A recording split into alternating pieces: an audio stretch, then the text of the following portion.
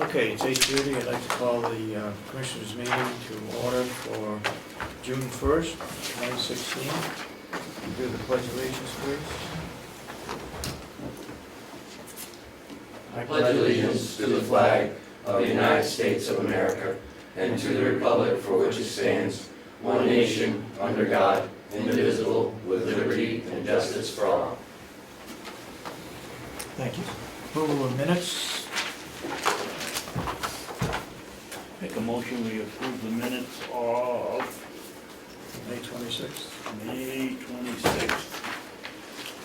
Do I hear a second? Second. Any further comments?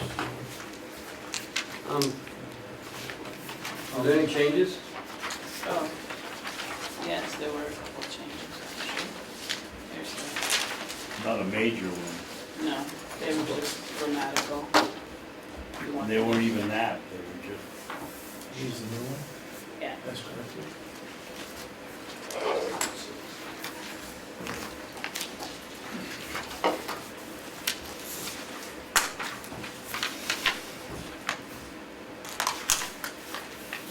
Seeing no comments or corrections,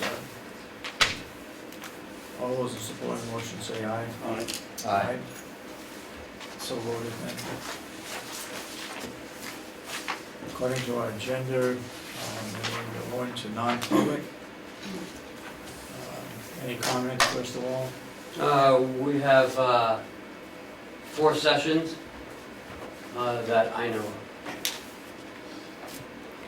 I'll make a motion that we go into non-public session.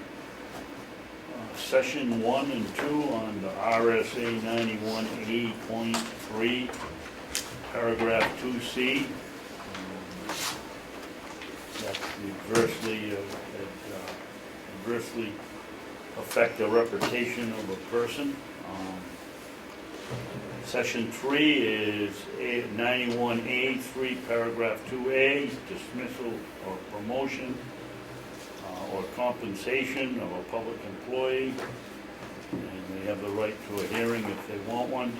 And Session 4, RSA 91A.3, paragraph 2E, consideration pending litigation which has been threatened in writing or filed against a public body or any subdivision thereof, or against any member thereof because of his or her membership therein, until such claim or litigation has been fully adjudicated or otherwise settled. Do I hear a second? I'll second it. Roll call. Commissioner Ahlgren, Yes. Commissioner Sorensen, Yes. Commissioner Babson. Yes. Okay, we are now in non-public.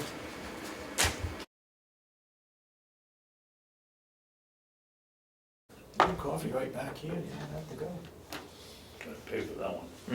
That's all Okay, we're back in public session. Motion was made that we seal the minutes in our last non-public session. It passed unanimously. Because it took so long in this first one, we're gonna have to go back in the non-public sessions for 3 more times. But because we have somebody scheduled to be here and give us a report, we're recessing the non-public sessions, and we'll go back in the non-public later on in the meeting. Mr. Chairman, excuse me. Go ahead. When we were at the Primex thing, he said that we had to vote on sealing the Okay. minutes in public. Make a We motion. can't just say we did it in Make a motion. non-public. I'll make a motion that we seal the minutes for session 1 of June, non-public session 1 of No. June 1st. Number 3. Was it number 3? Yeah. Yeah. It was? Yeah, Okay, I'm the sorry. session 3. I'll make a motion that we seal the minutes for the non-public minutes for session for 3 on June 1st. And the reason being, affect the reputation of an individual. Do I hear a second? Second. Roll call. Commissioner Ahlgren, Yes. Commissioner Sorensen. Yes, Commissioner Babson. Yes. unanimous. Okay. So we're back in public, minutes have been sealed for session 3. We're gonna take a quick We'll recess. take a quick recess to, Wait for Kim. Glenn, you have something you want to report? Yeah, a few things I would just want to share with you, see, you're on the same page on. All right, let's do it right now. Quick recess. Chris, before you leave, Yeah. you got something real quick? Yes, Len wants to give us an update. Just give us an update, and then we will. Wonderful. Sorry.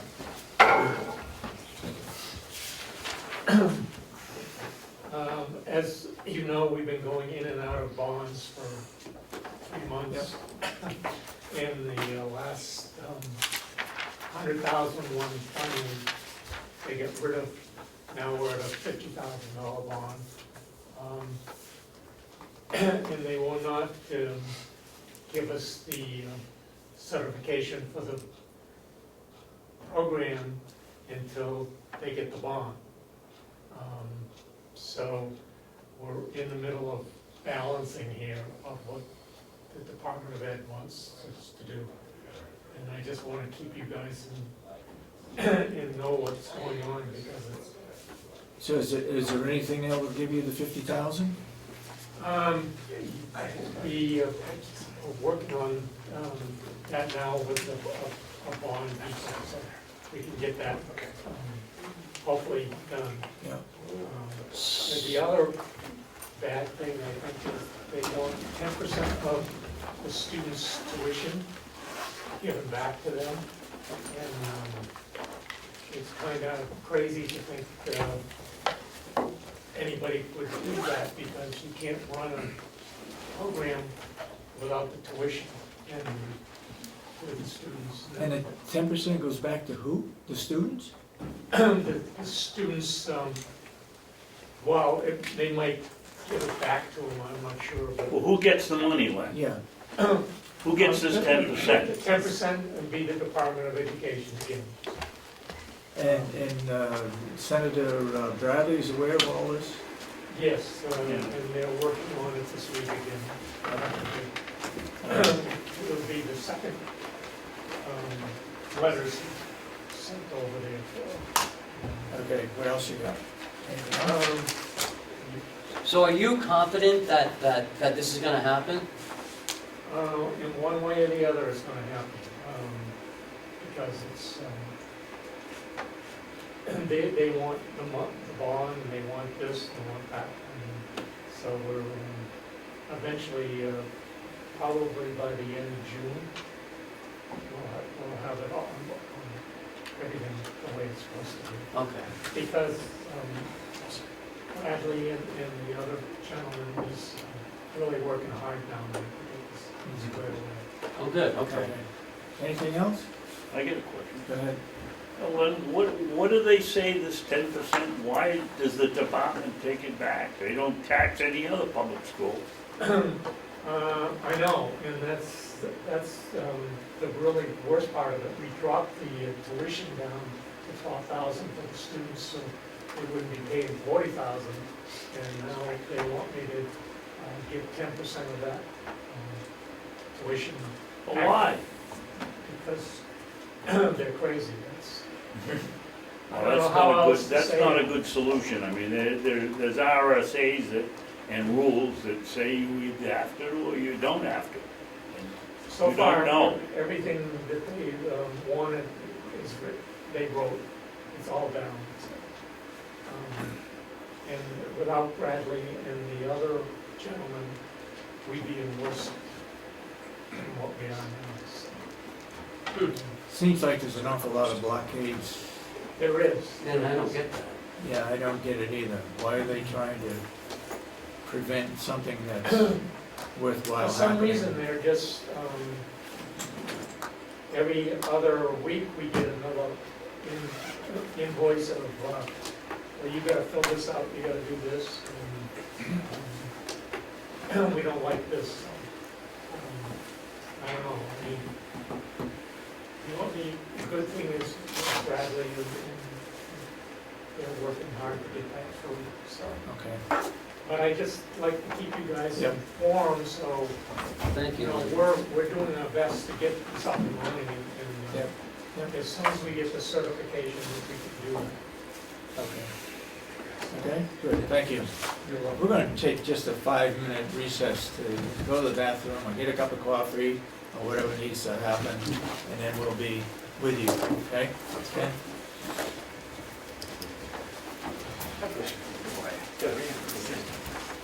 Well, thanks, Ed. Warwick here from going over our jail reentry program. So we've got a presentation for you guys, what we've been working on for the past few weeks. I will turn down the lights so it can be seen a little better. Thank you. Good morning, everyone. Thank you. Hope everybody's doing well. So, we've spent the last couple of months, Jason, I think the contract was signed and we were working on things about the next 4 or 5 days so that we hit the ground running. And we've had several meetings with the staff to talk about programming and what we were doing in the facility. We spent a couple of days together really looking at types of programming, looked at what we think of as an initial plan for you guys to take a look at today, which we're going to talk about. Later today, we're meeting with the provider group.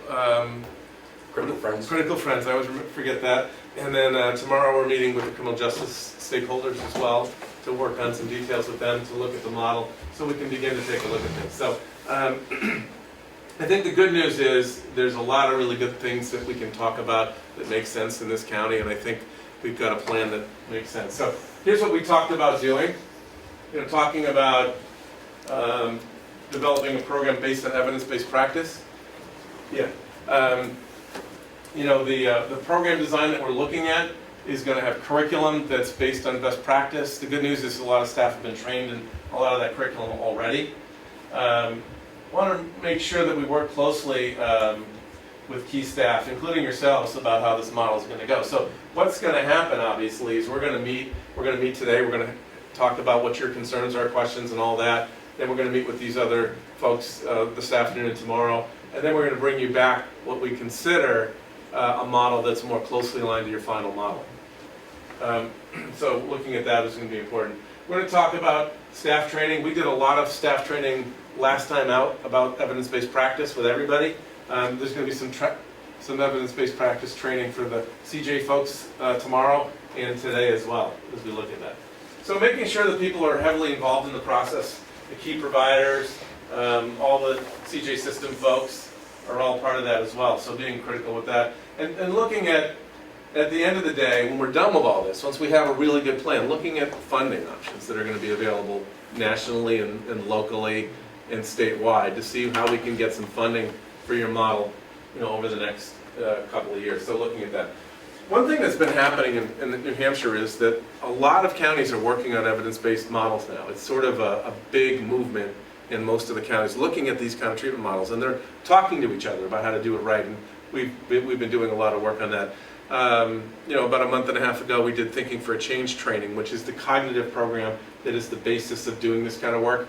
And a number of folks from all over the state were together, including staff from here who've been there. Ian has been trained in Thinking for a Change a couple of times, so he's implementing the model here, and he does a really, really good job of it. So, what kind of things are we going to measure down the road? At the end of the day, we're going to talk about a program model, and then we're going to talk about how to measure if it's working over the next year, 2 years, 3 years, and 4 years, and looking at the kind of things that are going to make sure you're looking at things. And when I look at success of these models, obviously the big things that come to mind are public safety, right? Making sure that the community's safer, making sure folks are going back to the community in a more healthy way as well. So here's some of the performance measures that we look at. Obviously, people coming back to jail less often is critical, but also, how many people when they get out of jail are staying clean? How many people are connecting to a place, a home plan that makes sense for them, that allows for long-term things? How many people are getting jobs down the road? Are they maintaining those jobs a year post-release? All those kind of things. Looking at mental health programming. What do they do when they're in the jail? Do they have medication when they get out? Do they continue to take that medication a year down the road? Heroin and opioid is a big issue all throughout the Northeast and in this county. Are folks doing well when they get out? What's the plan for them? How are those folks doing as well? So we're going to look at how we screen people. Are we doing the right screening process? We're going to talk about a tool called the proxy.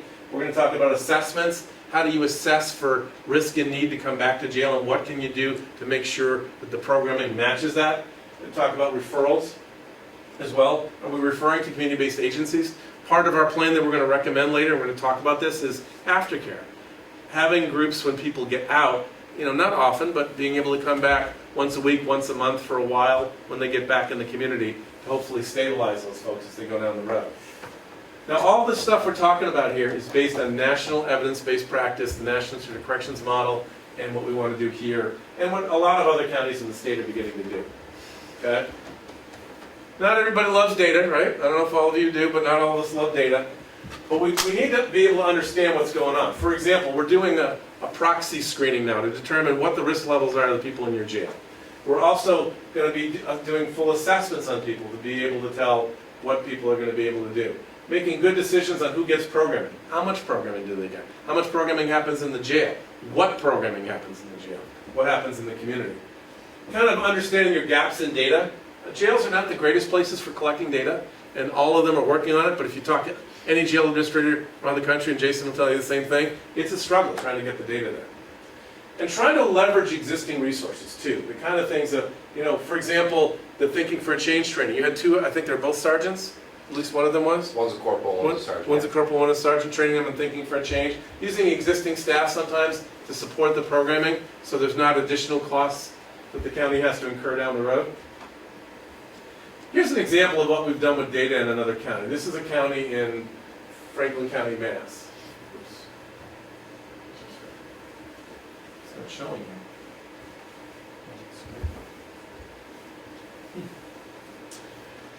Well, if that could, I'm not sure why this isn't showing. It shows on the other screen.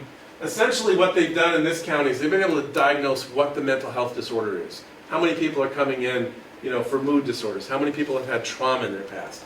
And we're going to be able to take a look at that and tell you that 6 months from now, a year from now. So you can know what's going on here and then be able to attach resources in the best way to those kind of things. Apologize for that. So when we talk about risk need, what we're talking about is what's the likelihood of that person coming back to jail? The person in your jail, if Jason's in jail, what's his likelihood of coming back to jail? Being able to determine how much resource we want to spend on that person. The reality is, you want to spend your money on the people who are most likely to come back, because those are the people who are committing a lot of crime in your community. Those are the folks that are really causing some issues. Need. Okay, now that we know that he's likely to come back, what kind of things does he need? Does he need substance abuse treatment programming? Does he need employment, education? Does he need to look at his family issues? What are the things that we need to address with that offender? And responsivity. Now that we know what's wrong, what are we doing about it? Are we doing the right kind of classes? Do the people teaching the classes have training on what they're doing? Do we know how to match them up together? Do we do different programming for men than women? Do we do gender responsive treatment for both parties? Are we doing the things that lead people to not come back to jail? Now, I mentioned the last time we were here, there's a thing called cruise ship programming, I call it. Just programming that's just keeping people busy but not a plan for it. If you're not doing programming that reduces recidivism, you've got to ask why you're paying for it. And I think that's what we want to look at is, what are you paying for? What's the outcome of that? So, when we're talking about programming now, it's a real different model than we used to talk about in the past. It's about proving it out in the long term. Here's the tool called the proxy. Okay? It's a 3-question questionnaire that will give you a good chance of whether the person's going to come back to jail or not. Current age, how old are they? Okay? Age of first arrest. How old were they when they were first arrested? People who get arrested early in life tend to have multiple problems all the way along. Pretty common practice. And number of prior arrests. It's a simple tool, it takes about 3 or 4 minutes, and Ian's just done that. We haven't analyzed the data yet, so I can't report back on it, but we're going to analyze that data now to begin to say, where do our people fit in the system? Where do they fit now? And this tool, again, all this tells you is, what's their likelihood of coming back to jail? I was just in Texas, right? And if you're in a jail in Texas or a prison in Texas, there's going to be a lot of what we call low-risk offenders, okay? And low-risk offenders are these folks down here, okay? Basically, if you get out of the way, they're not likely to come back. That's the short answer to it. These people tend to be people who get in a little trouble but are pretty functional in society. Have some problems, but not a lot. The folks we want to spend our money on is this group. And we already know from the data that Ian sent, we haven't verified it yet, that most of your folks fit into this category over here, high-risk offenders, people who are likely to come back to jail. So the good... Are they multi offenders? Yes, yes. The people who fit this category have been arrested multiple times. They're not typically first offenders. Okay? So these folks are people who've been in your system, life on the installment plan. You know, 6 months, 9 months, 3 months, maybe a state bid back to your county. These are folks who've been here a lot of times. And Jason probably knows half the people in the jail by name that he's seen 5, 6, or 7 times, and you haven't been here that long, right? Yeah. So, frequent flyers. And you want to spend your money on them. The old way of doing things was spending the money on these people, but they actually get worse. When you spend a lot of money and energy on these people, they don't do as well. When you spend the money on this group, their recidivism rate comes down. Okay? So Why don't they do as well? because they don't need it all. If you went to jail today, any of us, let's say in this room, I would assume we would be low-risk offenders. We don't need 8 hours of programming and all this stuff because mostly we're functional in life. We might have one issue, we might have, let's say it was for a DUI or some one act of kind of a violence or something that was minor. You're not likely to come back to jail because you're pretty functional. By over-programming, it's not going to help. The other thing is you're putting them in a room with guys who've been in jail 8 or 9 times. So the guy who's functional doesn't influence the people who are not functional. It's the other way around. The non-functional people, the dysfunctional people influence the person who's good. So you want to move them out of your jail system. We're going to talk about that. Move them into work release and electronic monitoring as quickly as you can. But the only caveat there is some people have a very serious crime where you can't do that. So let's say I'm in for rape. You're not going to move that person out. But they fall in that upper category. Yeah. If they're that Yeah. situation. Yeah. So most of the time we're talking about spending most of our money on this population here, okay? And that is, without, again, analyzing the data yet, we'll give you the numbers next time, most of your people fit into this category. So the vast majority of the offenders in Carroll County are people who should probably have spent some time in jail. They're frequent flyers, okay? The good news is you're not locking up a bunch of people who fit into this category. Because I would be recommending that maybe some of these folks could be somewhere else. Okay? And so the proxy gives you kind of that basic data set. We're going to be able to give you Carroll County proxy scores in the next few weeks to a month to tell you where people fall into the system. So here's the interesting thing. Most jails around the country spent all their money on these people over here and nothing on this group.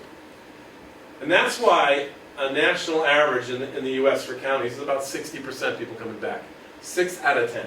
So if you invest in programming, we're going to show you how there can be a reduction. And we can show you other counties and talk about other counties who've been able to do this. So this is something we've just learned in the U.S. in the last 5 to 10 years. It's really new in this country. We're not doing a lot of it around the country. Canada's been doing it for 35 years. So we're looking at doing things like this. So this instrument's going to tell us Carroll County specific information. Are you saying that we're treating people differently?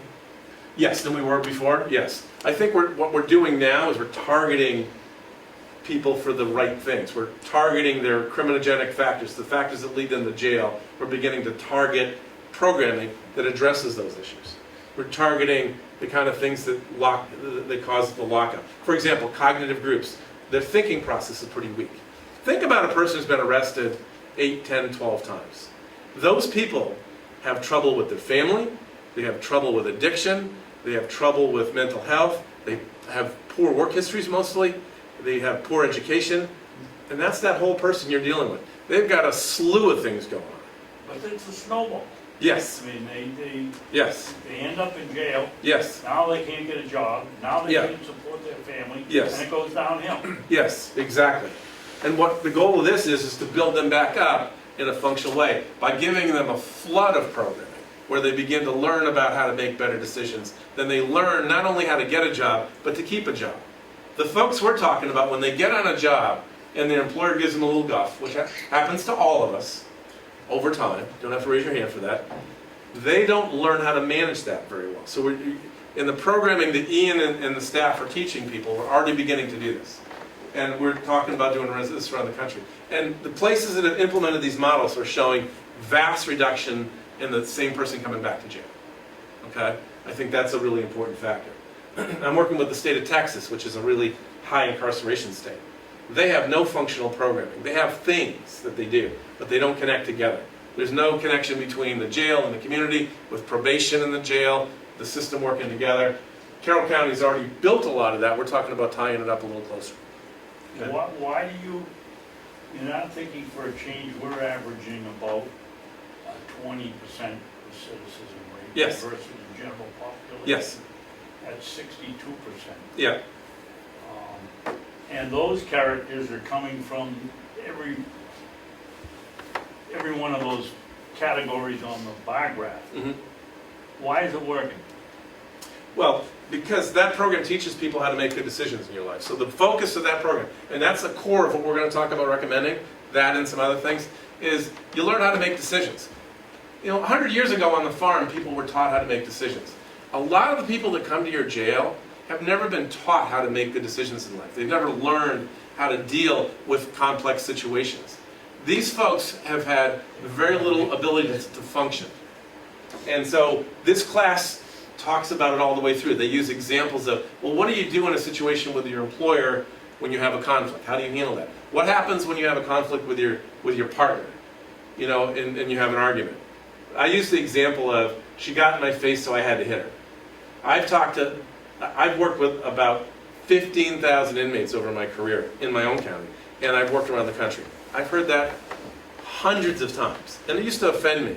But the problem is, they don't get that there's options. So if somebody gets in my face, I can walk away, I can go in the other room, I can do some other things. The optional process for those folks is, they don't examine their opportunities for themselves. They don't think about that. What happens when my employer, you know, gives me some guff at work? What do I do about that? They don't know how to manage those situations. So Ian's class focuses on all those kind of things. And that's a good thing that you're doing. So what we're talking about is that thinking for a change, I train in it, is an important factor. We're going to talk about the other factors too. It's not just thinking for a change. It's going to be other programming and thinking for a change, and then aftercare programming, moving them back out in the community and tying up the knot with the folks in the community. Does that make sense? So here's the thing. Think about being completely dysfunctional your entire life, and you show up at the jail. And I'm going to give you a once-a-week class. You're not going to change that behavior once a week. So you need about 300 hours of time over a 9 to 12 month period of people to begin to look at things. So when we talk about the program we're recommending doing, there's a high dosage of classes in the jail, plus continuing and ongoing classes in the community as they move on. So they begin to have a period of time where they think about their lives in a different way. And by the way, they're not just going to programming, they're being held accountable. I should mention that. There's an accountability structure all the way through. If they get to work release, there's a plan for them. If they get to electronic monitoring, there's a plan for them. When they get to post-release, the conditions of what they're going to be expected to do are in their probation contract as well. So high-risk offenders need a lot of time. If I'm a low-risk offender, you don't really need much class. You might need an employment class, you might need an education class, but generally they're pretty functional.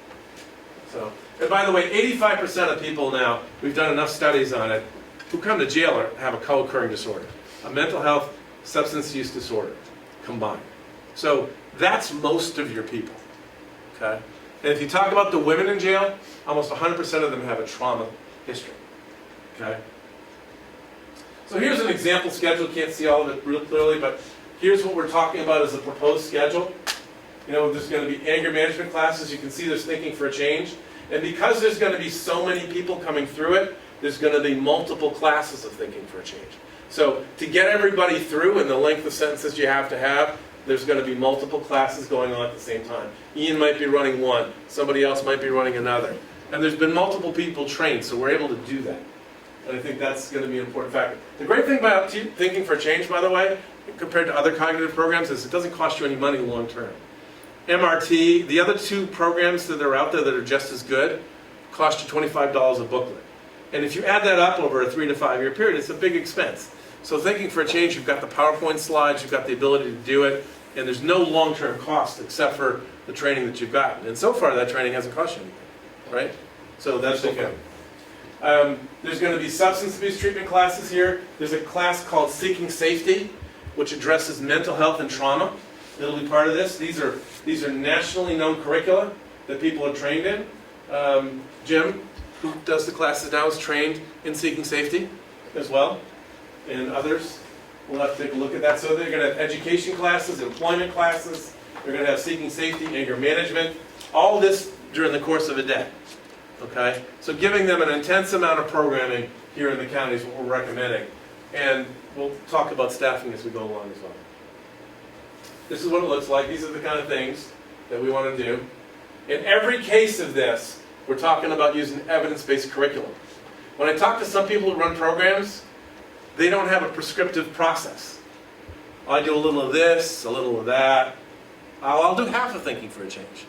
No, you need to do the whole thing. So you gotta do what you say you're gonna do. And when I work with programs, we monitor how they're doing with that. We monitor how they're doing in class. We sit in on classes to make sure they're good. Okay? I do know with Thinking for a Change, in particular, that's a super solid program. Again, Ian has been trained and others have been trained, so you're really strong in that area. That is the most important class there is Thinking for a Change. The trauma classes, like Seeking Safety, are critical as well. And having education and employment classes as well. Those are building upon what you've already been doing, but putting them into a system of classes. Does that make sense? So when we talk about how to sustain what you guys do, I think that's all going to be based on the information we can provide to both short-term and long-term. The one thing I want to say that's exciting here is people are on board. The staff are on board with doing it. Sometimes, like when I was in Texas last week, hey, you might want to think about this. Oh, I think we're doing a great job right now. Well, no, you're not. You're missing this, this, and this. These folks in this county want to do it right. And everybody I've been in contact with, obviously Jason as a superintendent and the staff, are really focused on trying to do a better and better job over time. And when that happens, I got to tell you, that might be the most important factor. So we're going to look at formalizing internal relationships with partners. How are we connecting this program to the courts? Are people recommending this program as judges as they go along? Is there a coordinated process with probation as we move forward? Are providers on board with what we're doing as well? Are they excited about what we're doing? And obviously, since there's a large number of folks coming this afternoon, that's a good indication that they are. Looking at data to prove things out. How many of our people have opioid addiction? Finding the data on that. How many of our people have a severe mental health disorder? Do they have a mental health appointment when they get out? Are we getting them to that appointment? Are they waiting 3 months for a mental health appointment? If they are, they're going to fail. So making sure that we know what the factors are of how we're doing it and that we can prove it out over time is something that we want to do. Keeping you informed, keeping the delegates informed, keeping everybody informed about what we're doing, getting your feedback on what you think we should be doing. All along the way is a critical part of that. And this is a public safety initiative. People think of these kind of programs, I use the old term hug-a-thug programs. I'm okay, you're okay kind of programs. This isn't what this is. This is about, social change for people so they can think differently. And hopefully, if they don't start committing less crime, we're not reaching our goal. So we want to get there with that. And we want to be able to prove it out over a period of time. And you'll evaluate this. You'll evaluate where you're at. Is the funding that we're using for it sensible for you? Okay? And in New Hampshire, I have to say, folks care about money and want to make sure the money is being spent wisely. And that doesn't happen everywhere. The people in New Hampshire want to make sure you're doing the right thing with your money. And I applaud that. That doesn't happen in every county. You want to make sure things are done right.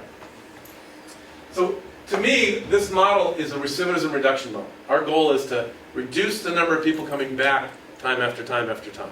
Okay? That doesn't mean there aren't going to be people coming to your jail, because there's new people committing crime. So our hope is to reduce that crime. And by the way, the best programs in the country still have people coming back. Just a lot less people coming back. The county I worked in, what was a really large jail. It was a 2,000-bed jail. It's about 900 people. They've been doing it for 30 years. So it went down slowly. But over time, this has an impact on your costs and some other things in your community. We want to make sure the programs are designed for, facilitation of treatment and transitional services. If there's not a link to the community, all the work you did in the jail sort of goes by the wayside. And I think there's a plan for that already. Okay? Stabilizing people in the jail. You're not going to, at the end of the time in the jail, no matter how great a job that Jason and Ian and the staff do, they're not going to get to a point, they're not cured. It's just the start. So they're stabilizing, and as they move back in the community, hopefully they become more healthy. That's important.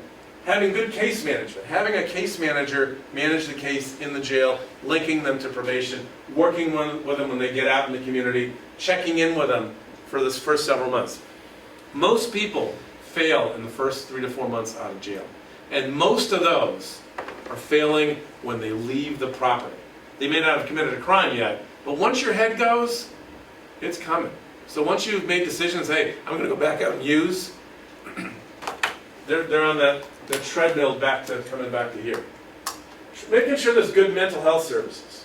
You know, we didn't think about that 10 years ago in jails very much. There weren't very many jails that did good work with mental health or tried to do that. That's an important factor with this. And I think I mentioned to you the last time we were here, most of the people in jail would still be in jail even without the mental health disorder because they've got that criminal thinking going on. So you've got to address the criminal thinking with thinking for change and the mental health disorder with treatment providers. I mean, I've met Jim 2 or 3 times, a very talented guy, does really good work in your facility. And that is the good news. The people that you have here, you know, you're not overstaffed, you probably know that, but the people who are here are pretty talented, so that's a really good thing. I've been places where they got a lot of staff, and not many of them know what they're doing. So that's not necessarily good. Transitional and reentry services post-release is a really big part of your model. So this is kind of the model we're recommending here, is being able to really have a process of working with people in the jail, coordinating with the courts, coordinating with probation, the county attorney, the public defender, everybody on board with one model, okay? And you're going to see the general model here. We're going to have more detail the next time we meet as well. But isn't your model missing some real constructive things like transitional, maybe turning the nursing home wing into a 3-bedroom or a 2-bedroom apartment for people to get out and go? Yeah. Getting the community to hire these kids. I mean, you don't want to put a burglar behind your cash register, but if you can run a weed whacker, there's plenty of people that are hiring for landscaping here. That's the weakness I see in our program, is the follow-up after they get out of here. That is the model. Making sure that there's aftercare services, making sure that people get connected with jobs. I think that's a really critical factor. Housing is still not fully developed, but it's in our plans, and it was a large part of our conversation as we go along. So it is part of the model. And you're not going to get every piece of it together in the first month or two. It's going to take time. What you're talking about, Commissioner, is right on point. They need to have the right kind of housing. They need to be able to get a job and maintain a job. And the cognitive programs help with people being able to function. You know, one of the things that we used to talk about with housing is, let's get a person a place to stay. But their thinking process hadn't changed. So by not addressing both together, thinking process and then getting them a place to stay, those are both critical. Not one is more important than the other, but they're both part of the process. So we see that as all part of your model here. And sometimes it takes places a little bit to get all the pieces together. I don't know, anybody who's got the housing thing completely down, no matter who they are. The county I worked in has a transitional house, that's great. Took them some time to do it. There's still more people who need it. I think you want to address those needs over time and always keep pushing to do better with it. So I think, yes, that is in our plan. Our employment programming is kind of just beginning. We've got some pieces in play. We're going to try to get that stronger. I look at Sullivan County, for example, has been doing it for 6 years with really low recidivism rates, around 18%. Their employment program still isn't super perfect yet. And they don't have a transition house yet. So they're still working on a couple things that could be better. Even with that, there's been a reduction in recidivism rates. So you've seen reductions in it, even though they're imperfect programs. The county I worked in has got those rates for 35 years. Even in that model, there's more to do. So I don't think you're ever going to finish this. It's sort of a process that you try to get better with, you try to work on. You're not sitting here with millions of dollars of resources to pour into this, so we know that going in. We're not going to recommend that you do things that don't make sense for your county, fiscally as well. We understand that. And so, but the points you're talking about are two of the critical factors. Jason, I think it was probably about a third of the time in our meetings last time out that we talked about that. Yeah, we did talk about sober living housing. Again, that's a little more the long term down the road because it does take some more money and some things to look at and possible grants and money. But that's just why it's also a reentry program. While we talked about the case manager. The case manager is a huge piece about the reentry.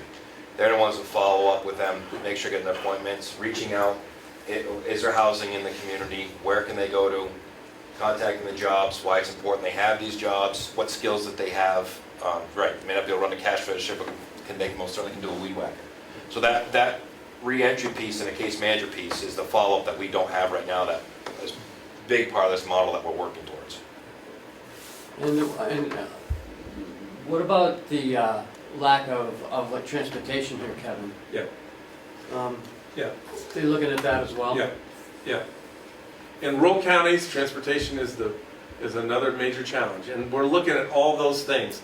What we want to do, as Jason said, is create a staffing pattern that allows you to follow people and allows you to coordinate those kind of things, within reason. Having a clinical person to do some things, having case management, and beginning to follow that. There's multiple ways to do that. Sometimes, in Sullivan County, they were able to. There was an organization that did some driving, and they were able to pick some people up.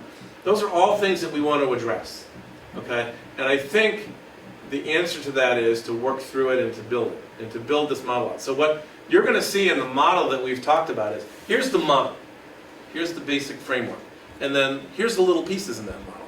Did Johnny get to work on Thursday? Hey, by the way, we've got to prepare people, and there's some jobs in our area, and here's a really good place for some of our folks to get work in. And here's the kind of things that we need to do to prepare them for that work.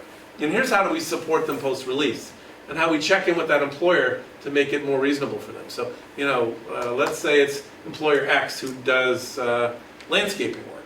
Whatever the thing is, to make sure that the people have the training and the skills to do the work, and they understand that they've got the support of Carroll County, both the DOC and other people, probation and others, as they move it forward. So you're just building out those details over time. Okay. So it's still about gathering the data, because we say it's transport, we know where we're all, stuff like that, but is it? When we have that re-entry piece in a case manager, and they follow up with them and say, all right, we can help you with this job. Are you able to get to it? Yes, I can, but boss is picking up. Or no, actually, there's no transportation iron. Ding. Where we can start working on that data going, okay, come back to the county. Hey, we really have an issue with transportation. Is there something we can do as a community to really work on this? Because there is jobs out there for these people. Is that what's holding them up? Or is the wait line too long for to get the mental health out in the community? Oh, it is 3 months out. Okay, well, that is a problem that we can bring back to this table going, now we really have the data. We've had 15 people get out, and they all had to wait 4 months to get in to see help, and they relapsed and came back inside because they couldn't get that help. So that's why we have to create the core model, start working on it, and then we can start gathering data as we go. We're going to have failures. It's inevitable. We want more successes, but we're going to have our failures so we can make and build on more successes. And think of this as an evolution, that you start with a program model, you add things to it, you work through the kinks in the model. It takes you a bit of time to do it, but you work through it over time. And you can't really see the flow here. For some reason, the diagrams aren't showing on the computer. But basically, you're talking about assessing all these people for their needs, putting them into intensive treatment, following them with case management and stepping them down into work release, electronic monitoring, back to the community, following a flow. And post-release, most critical, having services and case management and clinical groups in the community. So when they get out, being able to service them where they live. You might have a group that happens here, you might have one that happens up in a couple of other areas in the community as well. So being able to do that is really important. Being able to do the post-release service. And we've talked about that with the group already. Keep in mind, we've had 2 or 3 meetings with folks talking about the model. Now we're starting to talk about implementation. Think of this summer as the beginning phase of your model. Okay? I call it spring training. Your first kind of battle at getting this done, working out the kinks. And by the way, you never stop working out the kinks. I went back to my old county with a group from the Justice Department, and I could see all the things they were doing well, and I developed that model, and I could see the things they were missing. So they've been doing it 30 years, and they still don't have it all right. I think you have to build it over time. But the questions you're asking are the right questions. So we just talked about this, you know, here's the challenges, geographic issues, you know, local limited resources. You don't have 15 mental health providers in the community. There's cultural differences between rural and urban, limited employment options, those kind of things are all critical factors you got to look at. And oftentimes finding funding is difficult. So all those factors are there. To me, the transportation issue is always when we talk about rural jails. We had a presentation at a conference, a national conference last fall for the Second Chance Act, and we were in a session about rural jails. Transportation, housing came up as big issues, employment, all those things. So those are all critical factors. Okay? And I don't want to lead you to believe that when you develop this model in the fall, you won't have anybody who doesn't have an issue. I don't think we can promise you that. What I can say to you is, you're going to have less of it. You're going to have more and more people get more and more what they need, and less people will come back over a period of time. And we're going to measure that. So here's the gaps in your system. Presently, you're not doing a full risk assessment. You don't have the case management capability to do it and the staffing to do it. So that is not here, but can be easily solved. There isn't really a treatment unit, or hasn't been. We're talking about the potential of maybe being able to put people in a unit exactly that way. Programming needs to be fully targeted to key risk and need. I think we've got a real good plan for that. I think that's in play. Limited staff to deliver programming. Essentially, Ian has sort of been there and a little bit with Jim. You know, so you've had a little bit of resource in it, and really, it isn't enough. Transition process needs to be fully coordinated with probation, parole, and community providers. Again, the lack of the case manager makes that ability to do that. Because keep in mind, Ian will help with programming, but then he's got to do a whole bunch of other things. He's got all kinds of other areas that he's sort of limited with. And that's often the case in smaller jails, is people do multiple things. I came from a bigger system, a larger county. It's actually much easier to work in a big jail than a small. It's the reverse of what people think. In small jails, people do everything because they're small, and the person, like in our jail, there was a 5-person classification department. I don't think that that's the case here. You know, so you know, those kind of things are different depending on the county you're in. So this is what a lot of our criminal justice system looks like. Okay, people kind of, what are we doing here? How are we doing this? What are we doing now? And we've been that way for a long time. I think that there's some really good processes now to coordinate our work together. Okay? Now, some people love this, by the way. Chaos is what some people live for. Because, you know, in a criminal justice system, you're allowed to keep your own power that way. But when you coordinate together, when you put these tracks together, everybody's on one team. It's a little different. And so some people struggle with this transitional stuff. Some people love it, and some people don't like it. I'm working in counties, I won't say where, with program folks who don't want to do this. You know, everybody talks about who's resistant to this stuff. Sometimes it's people doing programming who are resistant. Hey, no, I've been doing this for 25 years. Well, it doesn't work. So you got to think about doing it different. The folks in Texas, just last week on Thursday, Texas Department of Corrections said, oh, we have a great plan. Well, we fill out, they fill out the assessment. They said, well, okay, you do that. Then what? It just sits in a file. They don't pass it on to the provider in the community, to the probation officer, or anybody. We're going to share information with people in the system, you know, and follow all the guidelines you need to in the system to share information, and be able to pass it along. So that probation officer knows exactly what they did in the jail, how to support them, and the provider agency that they're going to see in the community knows exactly what the Carroll County folks have done. Does that make sense? Passing the information along so we can share it together and make sure we have the right plan. That's kind of important. So, here's the recommendations. You know, I think we need to talk about developing a full continuum. I think the schedule we've talked about, plus the aftercare, is that continuum. Okay? Focus on high and medium risk offenders. I think we're already on track to begin to do that now, and that process can happen really quickly. Low risk people can be moved into the community. I said with a caveat that there are some people who could be dangerous. There's not many, but there's a small percentage of people who can't go back out into work release and electronic monitoring. But most people should be able to move along that continuum and get back out in the community. Particularly, the one thing I didn't mention earlier is more people will become eligible for electronic monitoring because they're more stable. So by getting more classes all day long, it's going to be more likely they're going to be successful on EM and on work release than they would have been in the past. Because you're preparing them to go back into the community.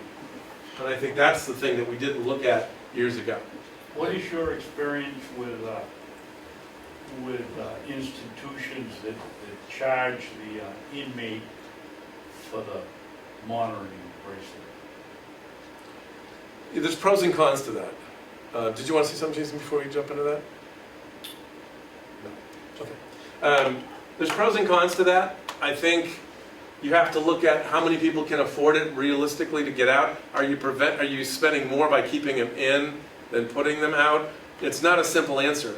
So I think that people should pay what they can pay and should be asked to do that. And then you have to balance on, is the person truly indigent and can't pay? Do we want to keep them in the jail or move them back in the community to reduce our costs in the jail? Because the monitor doesn't come close to the cost of the jail, I don't think, in a jail situation. So there's no simple answer to that. I think you've got to evaluate it on a case-by-case basis. Which is what we do already. We Yeah. do balance it out. Yeah. Those looking forward to Canada, we work it out. So we've done both. Well, in the past here, it's been a revenue raiser. Yeah. And to me, that's the wrong approach. It's not a revenue raiser because we still have to pay for those monitors. Yeah, What we but charge then them- they pay I'm talking before you got here. Yeah. We were paying $80 a week, I think, for the monitor, and we were It's $10 a day. charging, well, that would be 70. We're making a little extra. We're making $50 a week or $60 a week extra on them when we could put the money towards a escrow account so they could at least stay at a hotel in the first night out of here or get a meal instead of having nothing.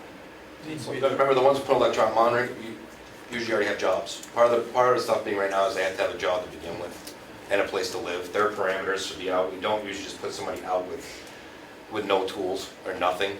And this actually, because we haven't done as good a job we can in the past, actually train them to be successful. Right now, is if you don't get a write-up and your charge is minimum and you've been recommended by the court, we put them on electronic monitoring.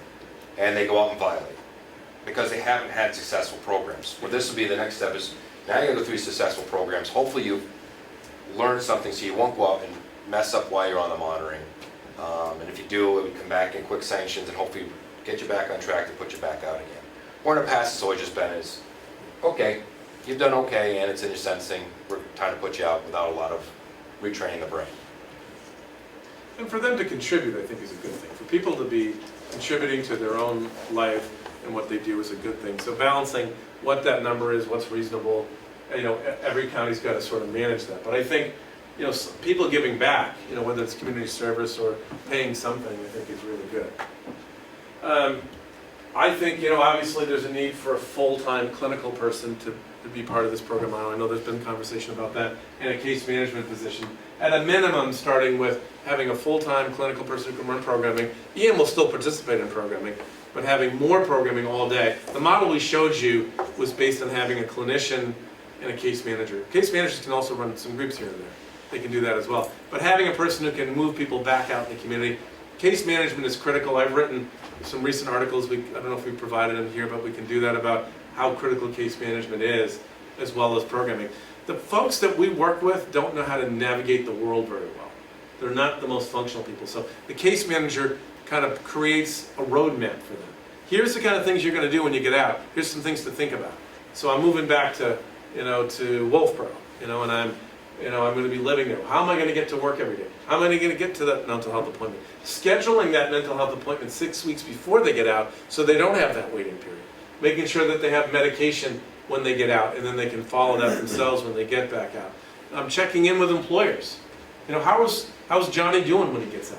Is he going to be successful down the road? Being able to do those things, I think, improves the quality of your community, both in addition to the public health and public safety stuff. It makes your community a better place. When people are paying taxes, people are contributing to their community, I think that's important. And I think the really important thing here is to have people reduce their time, okay? Recidivism reduction. And you'll hear that a lot from me is, how do we reduce crime over a period of time? And also, keep our costs at a reasonable level. we could recommend a staffing pattern of any size. But what's a reasonable starting point for you all to look at your program model? This is what we think makes sense as a starting point. It depends on where you are. I've been in some other places, you know, around the state where I feel like they've got plenty of staff and they just need to make things work out. I don't think you're in that place. I think this recommendation is a reasonable recommendation based on the size of your place, what you've been doing already, and looking at things, you know, in a positive way. And I don't know if you want to say anything else about the staffing, because I know you have some thoughts about that. Well, we are, as you know, we are approved for the mental health clinician anyways. That'll be going out soon, so that piece will be taken care of this year, so we will have that full-time person, or hours at least, coming up within this year.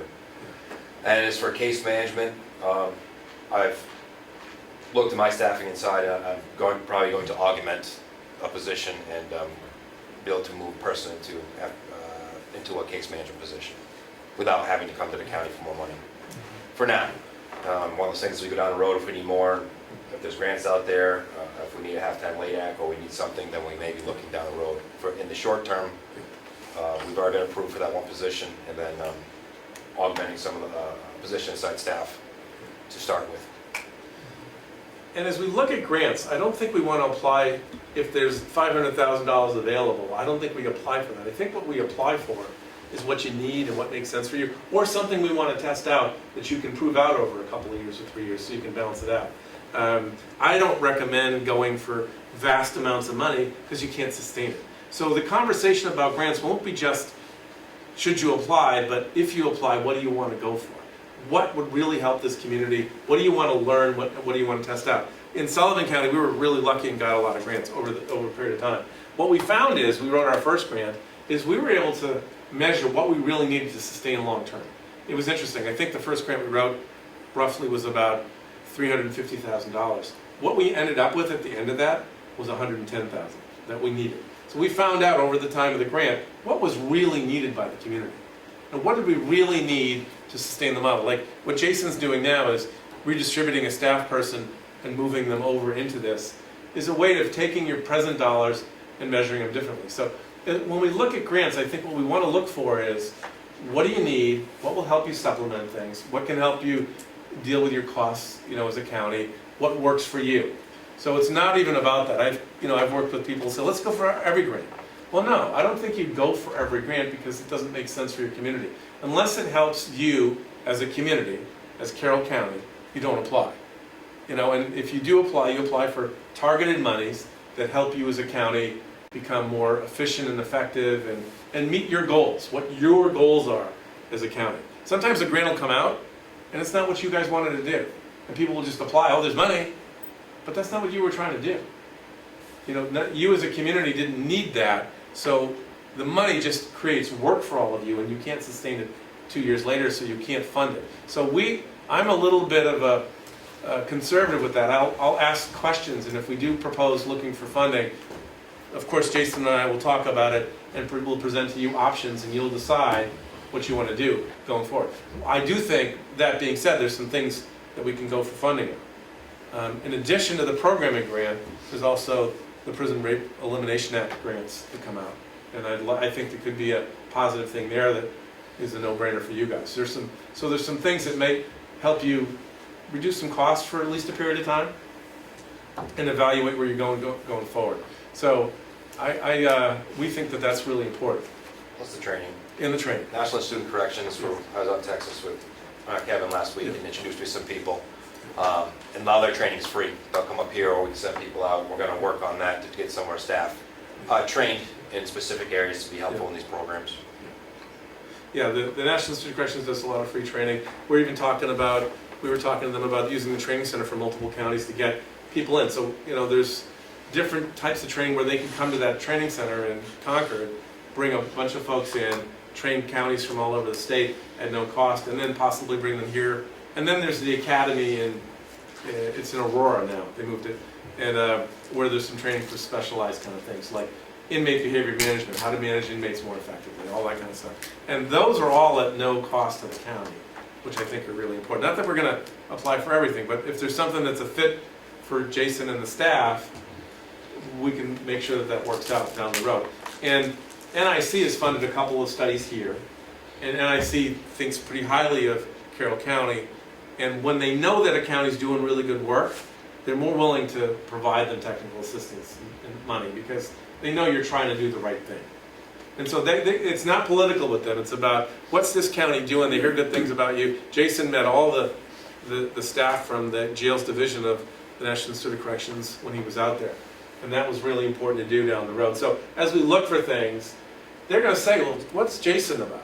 You know, is he really looking at the kind of things that are good? And of course, they, after meeting him, they know that. So as you guys apply, those are going to be all positives for you all. Does that make sense? You know, here's some things that we've talked about. I think we have a plan for the assessment process, getting people trained on the ORAS and having the case manager and the clinician both trained to do assessments, as well as Ian. That's already done. We've already sat with the groups and talked about case management. We met with Jim, we met with Ian, we met with your staff about programming, and you've seen the recommendations for that. That's already done. And I know this staff is excited, Yeah. because even on the low track, we want to target the high risk. Yeah. But on the low track is where staff can actually step up and help out. They want to teach resume writing, they want to teach how to do a checkbook. And you won't find that, even where I came from before, a lot of staff that want to step up and do this. We have a lot of staff that they came out of the woodwork, like, I want to help teach a class, I want to teach a class. Yeah. And that's what's exciting. So they can't teach the cognitive rehabilitative stuff, a few of them, T4C, but these other pieces, they want to step up and do stuff. And some are already doing it on their own inside the units now. Sergeant Batchelor and his shift has been on nights working with some of the units on how to manage your money, on how to do a checkbooking, that kind of stuff. And they did it on their own. So this has become more formalized so that they can work with the inmates. So it's kind of neat. There's really good energy here. And I can't say that that happens everywhere, which is really good. I think, you know, we'll talk about the program model, but I think we've got a model to move forward with and to move on. If you are okay with us continuing to work on that, I think it's important. And we talked about a clinician and a case manager. If that's something that you guys can approve, the process is hiring. It sounds like the clinician is approved and the case manager is redistributing the existing money, which is never a bad thing. So having that, you know, at least hopefully in play by early July would be great as we begin to look at this program model. We're going to be meeting with probation, parole, and provider agencies, you know, today and tomorrow. We've got another meeting with the jail staff. So tomorrow we have a meeting with the jail staff, 9 to 11, 11 to 1 with all the county attorney, public defender, probation, judge. Chief of Sandwich is coming up. He's very interested. Chief Lyman. Yeah. He's very interested in helping out with the programs. Because the chiefs of police are very interested in what we're doing and seeing a way that they can get people into our programs. So Chief Lyman will be there as well. Superintendent Dave Barry will be there. Sullivan to talk about a little bit of their stuff, what they went through and how they had to work with the courts a little bit to convince them their program. This afternoon today we have our outside critical friends. And we have like 15 to 20 people coming from outside different agencies coming over this afternoon. Any employers? What's that? Any employer? These are more of your outside mental health, outside resources, those kinds of things. Not employers for yet. This is the people that will help out with the programs. But that is the next step. You know, I think the first step is providing training for the courts in evidence-based programming and practice and this provider group. Why are they doing that? Providers don't understand evidence-based practice all the time until they learn this process about how you deal with criminal offenders. Because criminal offenders aren't like other people that they serve. And being able to train them on it is really important. What we'd like to do once the programming is operational is I would come back, we would do quality assurance, we'd sit in the classes. Again, by then, probably meeting with you all again to say, here's our update on where we're going. We see that as being kind of an ongoing thing to have you as regular kind of updates on this. Maybe not this long, you know, I know we took an hour of your time already, but giving you updates on how we're doing, getting your feedback all the way along. We don't see this as sort of a one-shot deal. It's, you know, coming forward and doing a lot when we're here. And then this fall, beginning to develop our plan for funding. So by the end of the summer, we can tell you, here's our program model, here's what we're going to think of for funding. Now, something might come up between now and then that's a funding opportunity. I can't predict that if something comes up that makes real sense, Jason thinks it makes sense, it doesn't get reviewed with you all and you don't decide it between now and then. Most of the federal funding comes out between January and April, and I think we'd be looking at a an application there for sure for programming. And there might be something else that comes up that we just aren't prepared for yet. Something with the money coming down from the state that we can't not take advantage of because it's here or whatever. Doesn't happen that often where it comes down from the state, but you know, it can happen. So our plan is to really focus in the fall on that, but something might come up. If we had to start working on something tomorrow, we could do it. We know enough about your agency now, we know enough about some things. We would need to meet with you to talk about staffing and all, but I think we could develop a grant application now. But the larger grant applications will happen this fall, and I think that's, you know, we'll begin to do a plan. What a lot of people do is they wait for the application to come out and then they start figuring out how they're going to do it. We want to have a plan in place that works for us. So when we apply for an application, they generally give you 45 days. Then they say, oh, you got to meet with all your local providers and meet with your criminal justice people and meet with your commissioners and meet with everybody. It's too late. You can't do a good application then. You have to have a plan in place. So we're going to be working on that plan. So when applications come out, we're ready. And all we're doing is sort of popping the stuff together. We're still getting a letter from the police chief. We're getting a letter from the county attorney supporting our grant, of course, from you all. But we're not planning the model. The model's built, and then we go out and get the grant money. That's why we've been so successful getting grants. It's not about the grant writing, it's about the model. If you have a really good model, and I know exactly what Justice looks for in those models, is they look for people who can get together, have evidence-based programming, have curriculum to put together, have the whole system work together.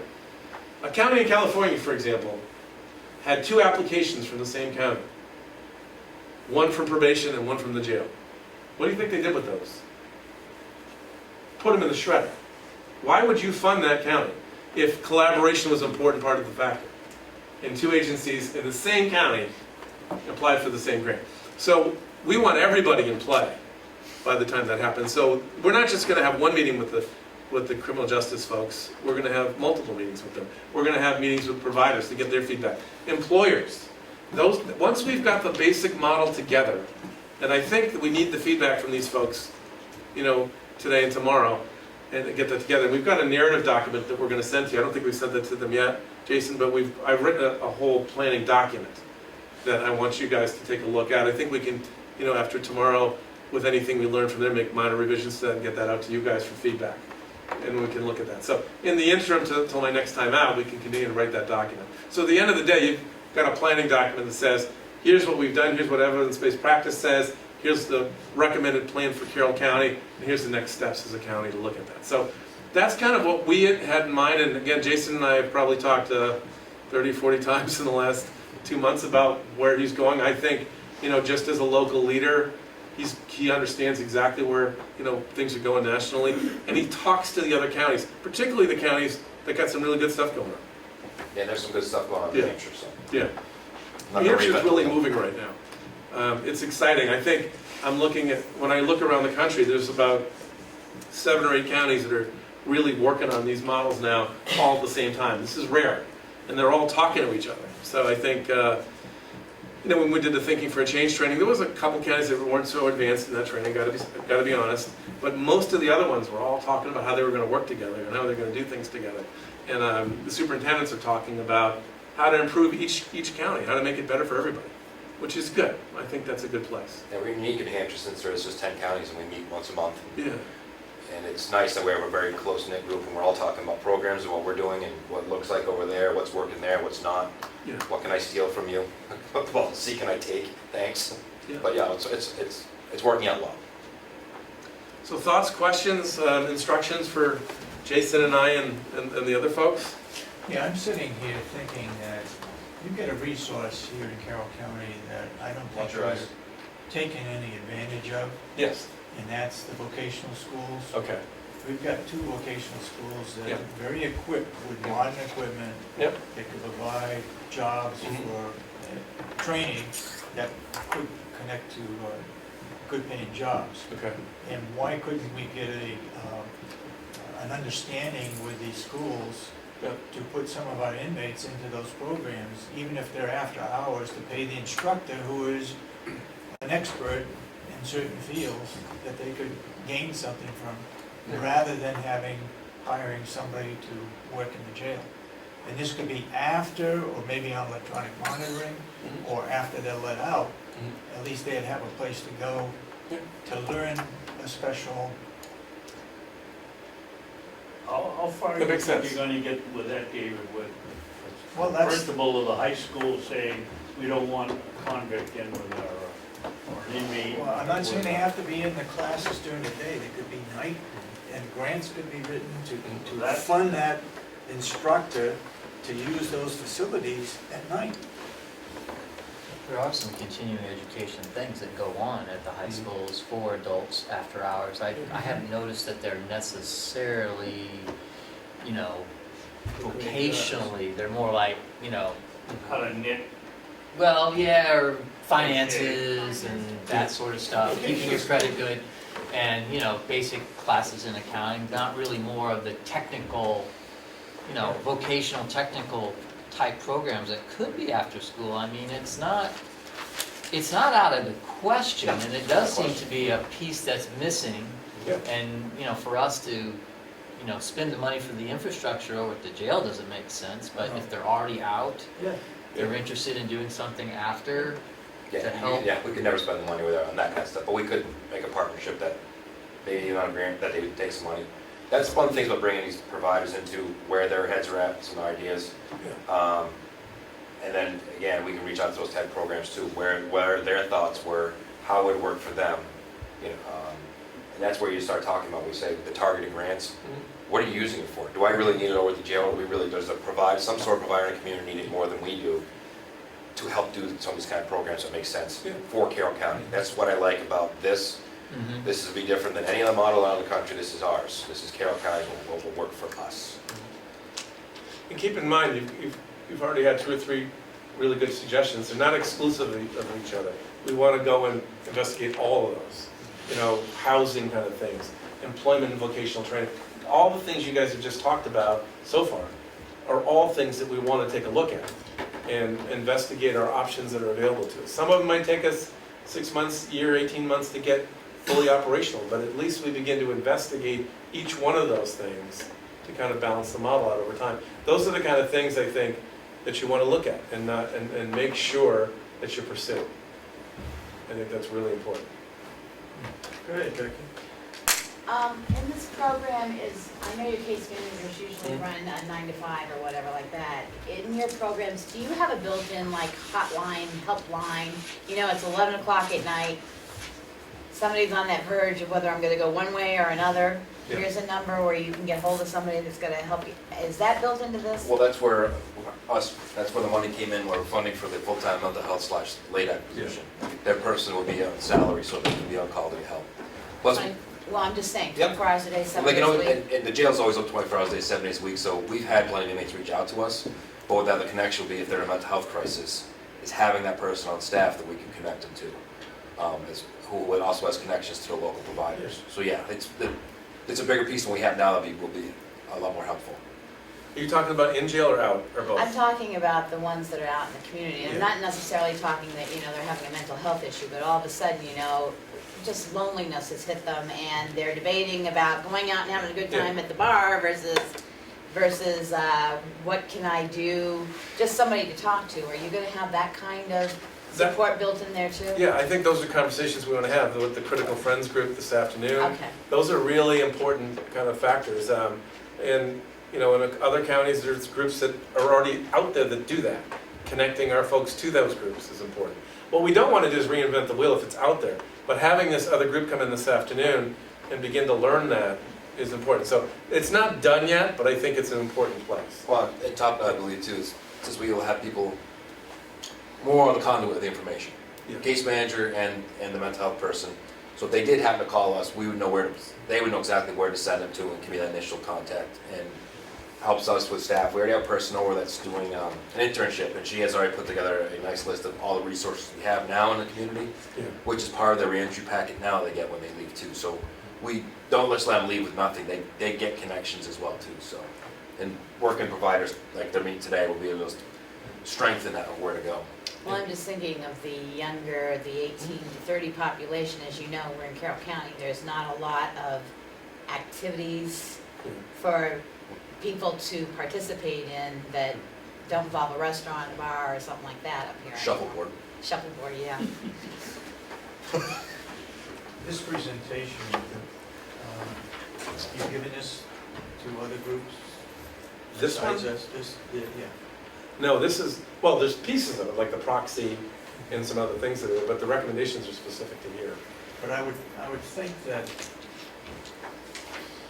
you know, police departments throughout the Yes. county ought to be aware that we are doing something with our House of Correction Yeah. that are gonna make it easier and better for them. Yeah. And they ought to know what we're planning and Yeah. what's in the works. Yeah, they do. I meet with chiefs of police meet once a month. Yeah. They usually go to the meetings. They're well aware of this and on board about it. Have they heard this presentation? No, but Chief Wyman is gonna be here tomorrow from the chiefs of police. And the to sit judge. there, and the judge, and the chief of probations, Yeah. the county prosecutor and stuff, who also go to the chiefs of police meetings as well.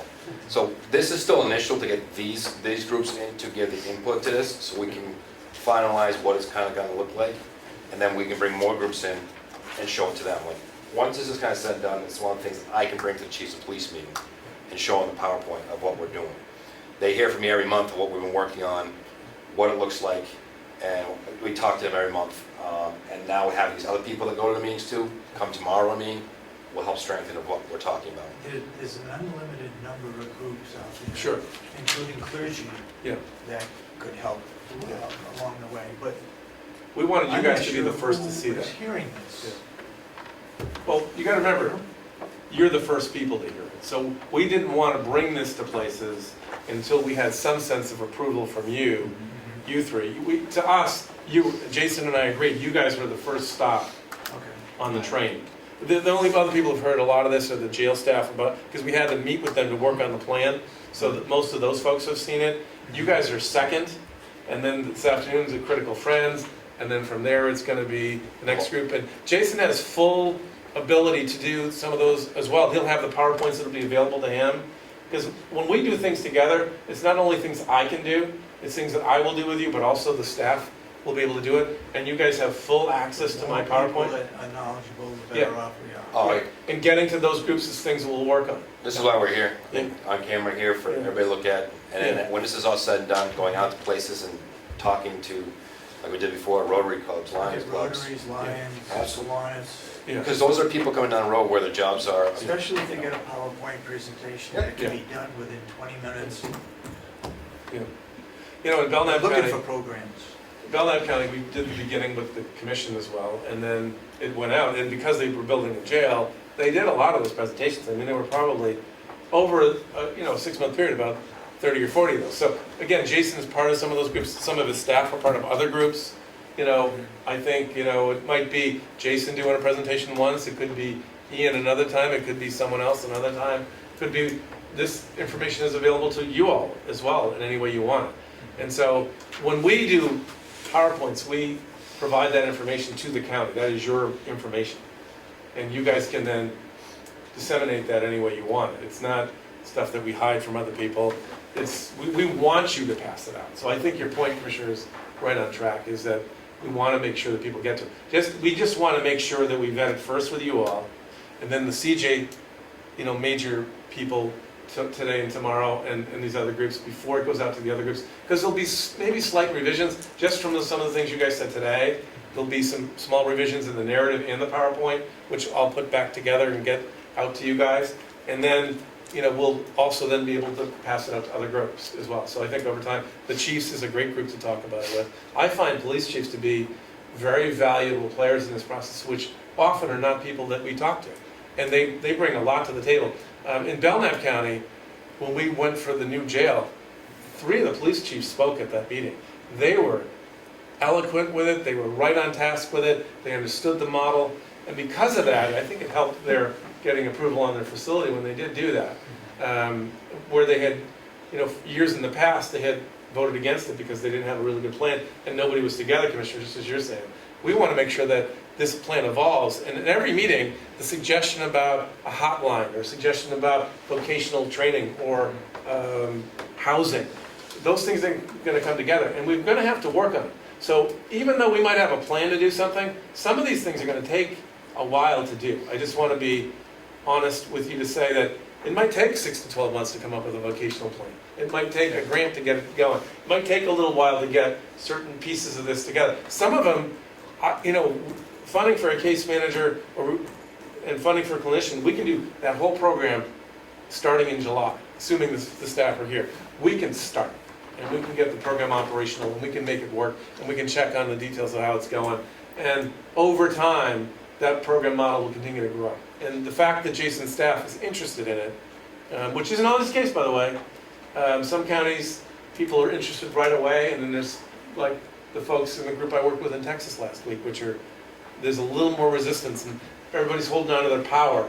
And when I see that, I know it's going to take more time, because that's what they're doing. It's not about the system, it's about the individual. I don't feel like that's the case in this county, at least the people I work with. Getting back to vocational. Yeah. You can get some school board members involved, Yeah. knowing what's going on. Yeah. And you're gonna be using their facilities in the evening. Yeah. The taxpayers are gonna say, wow, it's not only for our kids, Yeah. but we're also helping inmates, and we're also helping the community with more jobs and so Yeah. forth. I mean, it's a win-win situation for a lot of people. Yep. Yeah, you mentioned, the evolution and bringing the parties together, and I think that's a very good course of action. I like it. But I also think that once we kind of get everybody on the same page, then we probably need to do like a rollout to the public. And yes, we're doing this in the public today, but we need to kind of find where maybe a phase 1 is organized, ready to go, we're implementing it, and then have a formal presentation about what that is. We've got all these folks together, here's what our plan is, and this is now the first phase. We know there is more to do. Yeah. There's future ideas and evolutions that's going on, but having that formalized time that it's actually started and this is what we've done, doing it it's good for folks to see it. We've started, and instead of it kind of having I don't know if I want to use the term, under the radar, but we ease into it so slowly it never got quote unquote started. Yeah. So at some point we need to say, hey, this is officially implemented, and some sort of rollout I think would be a nice idea. And the timing of that, you guys are going to know better than I, but just to have that to grab onto. That sounds like a real good thought and plan, and I think that totally makes sense. Yeah. Okay. Just move back over this way since we don't have to see that anymore. Sorry about that. Take a minute. Yeah.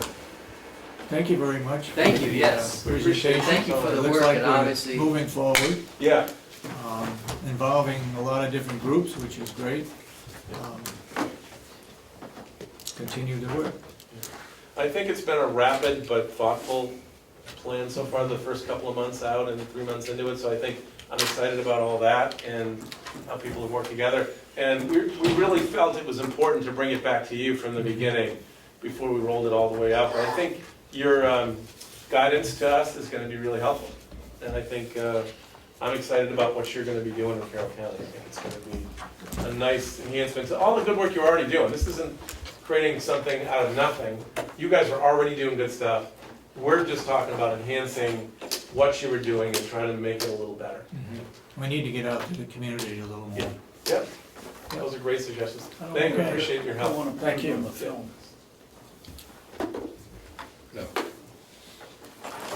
you should expect a narrative document in a couple of weeks, again, with just some minor revisions from today and whatever we learned tomorrow.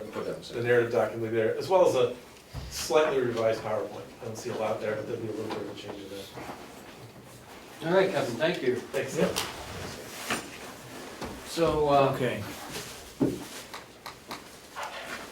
what is it you want to do now? Go back and- We overlooked Kevin? public input. You going out the door? Oh, no, I'm here all day. Yep. We overlooked public input in the beginning. If anybody's got anything to talk about public input, I just wanted to give you a chance. Okay. All right. a suggestion as we go back in the non-public? Yeah, and wrap that up. Will you be going in the public again Yes, after? yes. Okay.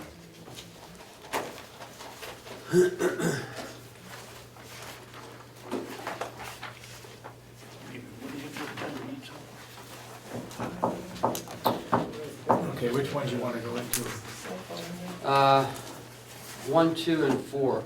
We only did 1, 3. Okay.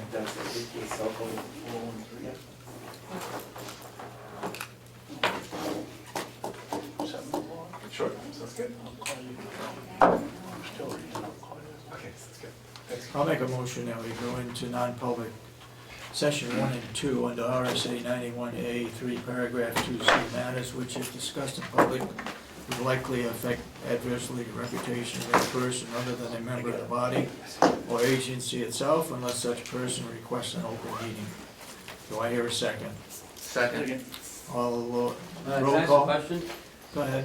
If we already went out once and came back in, do we have to do this again? Yes. Roll call. Unless we just recessed it. Commissioner Ahlgren? Yes. Commissioner Sorensen? Yes. Commissioner Babson? Yes. Okay, we're non-public on session 1 and 2. Kevin, I'll meet you out there in the hall in a second. I'll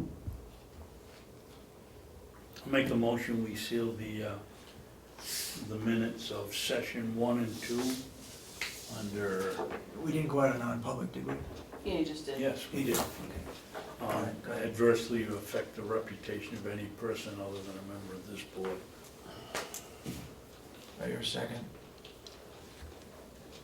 Second. Let's do a roll call. Okay, Commissioner Ahlgren?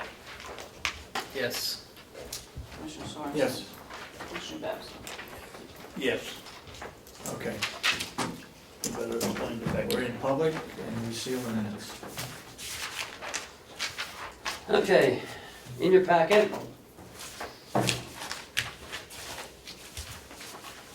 is a couple more financial, a couple more of the financial policies for your review.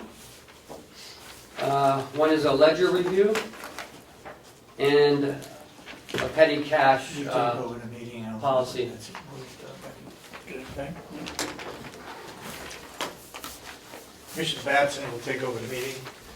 Oh. So if you want to review these for next week, that'd be great. Yep.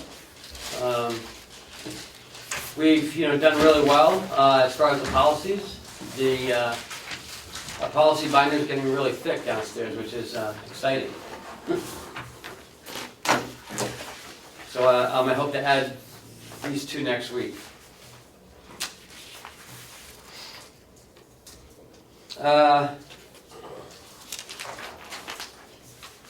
This is where you could be really helpful, Chris, because you deal with your cash in your restaurant all the time. Next is the yellow one. We can't do yellow. I guess you can sign yellow folder. Yeah. This is non-public minutes from last week.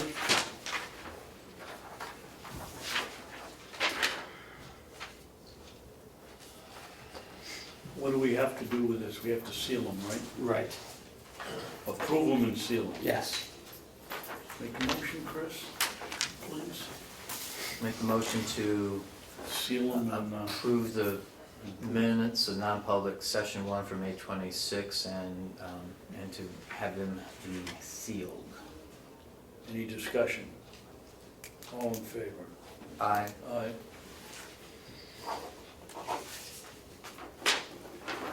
I didn't sign, Chris, thank you. Next, Mr. Vice Chairman, is the Hales location stuff for the month.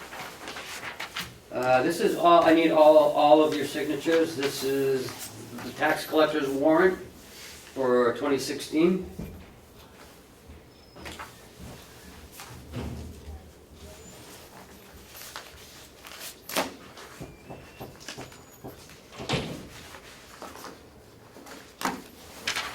Chris? This is the Hales location receipt record. They made a deposit. Bank. Ooh, nice one. Yeah, that's a little hefty one. Yep, that's a nice one. I must sign right here, since there's no other space.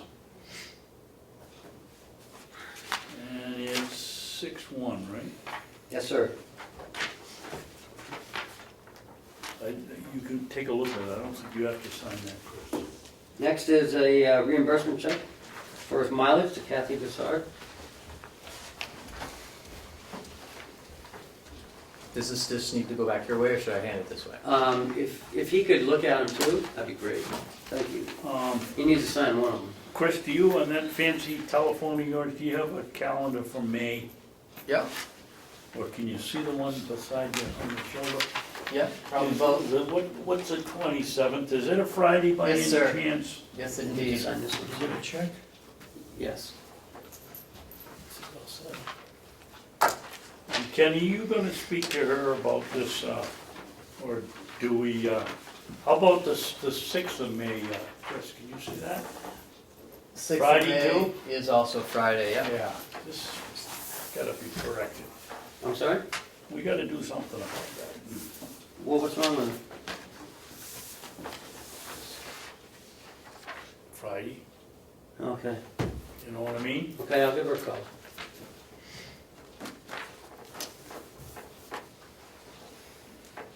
Next is another, David's here, he's signing it. it's her monthly paycheck. This is for the town of Conway, for the tax collector and the town clerk, $1,400.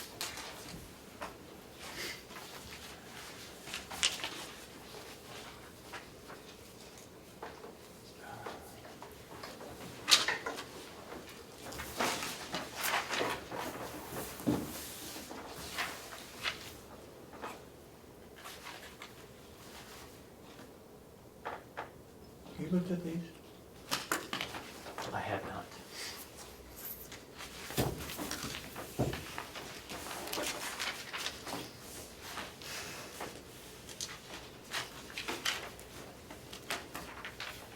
Oh, these are car registrations. Last but not least is the Fairpoint bill for $142.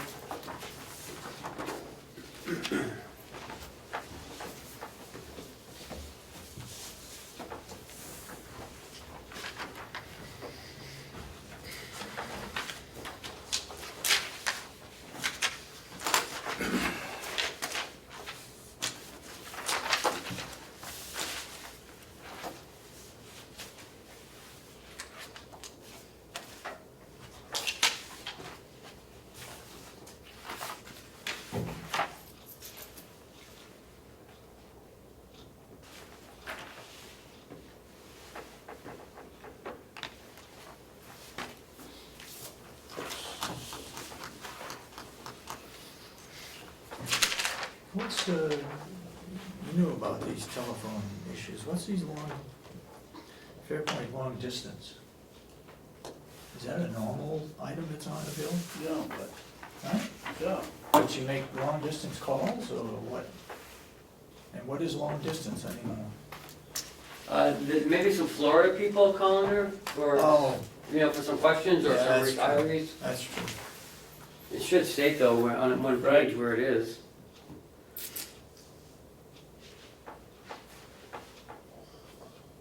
long distance charges.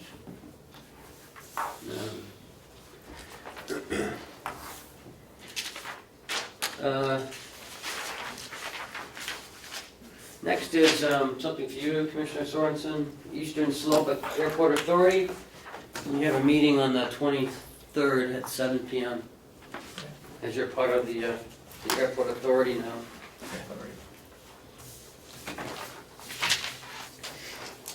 Last week you wanted me to write a letter of support for John Roberts. Yes, I was gonna ask you about that, I couldn't remember it. If you want me to change it, that's fine. I just added some little stuff.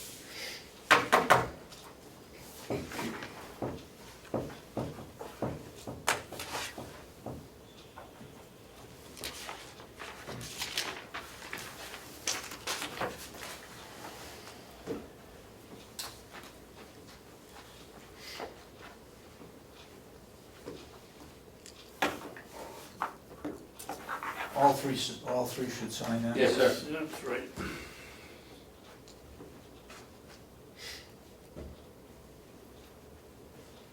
That was the idea, he wanted to make sure that all three commissioners were in support of him doing it. And you just get that to Cheryl after you're done signing, it's okay. In your packet is also the copy of the jail inspection that was done yesterday. Yep. Good report. And that We're gonna is, file one next week. Well, I just had a couple. I don't think anything needs to be changed except the heading, we ought to have our letterhead on it. I just have a couple little changes, I think. oh, okay, That we can just handle it now, and then okay. I think, Yep. because they're little. All So under number 12, instead of saying 35 inmates, it should say 27, approximately 27. I, misremembered the number of tables. And it says sitting together in groups of 2 to 3. And then under number 15, it should say, instead of the word well, it should say optimally. It should be spelled correctly, because they're not doing it on my little sheet of paper. I'm sorry, we're on Under number 15? 15, instead of the word well, was just optimally, because that's probably a better way of putting it. And then, under, well, I guess we don't have to put Officer Spaulding's name under number 2. I was just hoping to add Officer Spaulding was operating the control room. That Paul was- Spaulding? Officer Spaulding Okay. was the operator of the control room. Okay. And then I'll transfer it on to letterhead, and Yeah. you're all right? Yeah. Okay.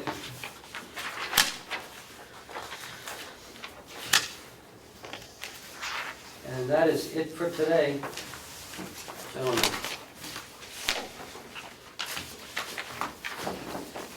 Okay, I would like to go into non-public regarding personnel.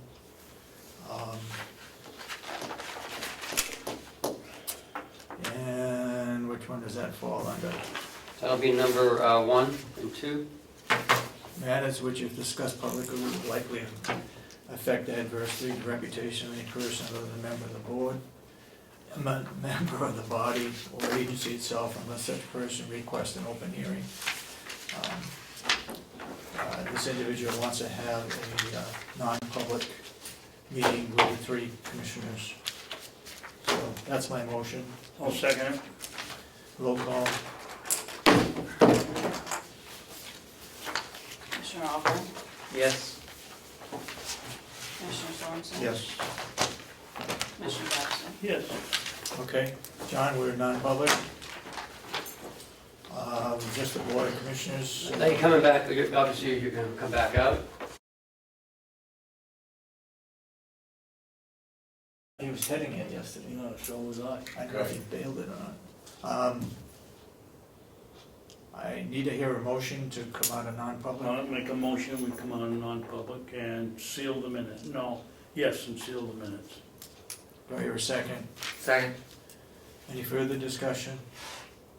All those in support of the motion say aye. All right. Aye. Aye. And so voted, so now we're back in public.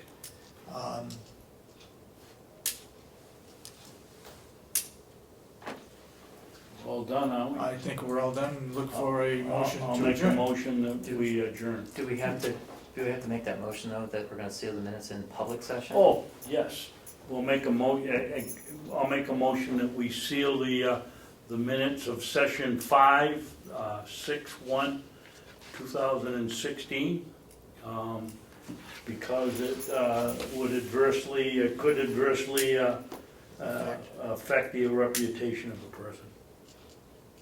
Second it. Second. All those in support of the motion say aye. Aye. Aye. Aye. So, session 5 was sealed. We're in public. Anything else to be brought up today? No, make a motion to adjourn? Do I hear a second? Second. All those support the motion, say aye. Aye. Aye. We stand adjourned. Thank you very much.